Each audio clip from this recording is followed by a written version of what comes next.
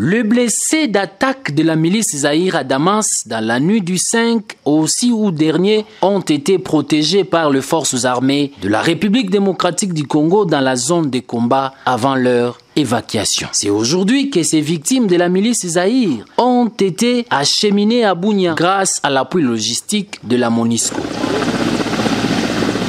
Le chef bureau de la MONUSCO Bunia, présent sur le lieu, salue l'implication du gouverneur militaire de l'Ituri, le lieutenant-général Luboya Kashamadjoni, avant d'appeler les milices communautaires d'abandonner cette entreprise criminelle au profit de la paix. Il s'agit ici d'un acte humanitaire.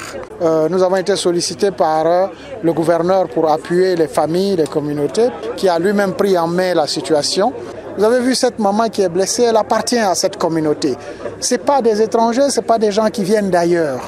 Il est grand temps qu'on arrête, qu'on saisisse l'opportunité qui a été donnée par le président de la République, déposer les armes, rejoindre le processus DDRCS et arrêter les souffrances des communautés. De son côté, le représentant de la communauté Balé vivant à Kinshasa, M. Dzba Safari, exhorte les communautés ituriennes à transcender le mal et d'éviter la provocation des parts et d'autres. Alors il faut que nous puissions nous investir tous dans ces processus.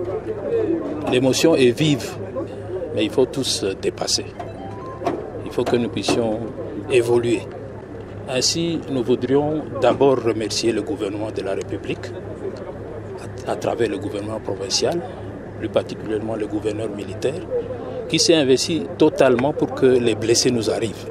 On a perdu des personnes, mais il ne faut pas continuer à les perdre.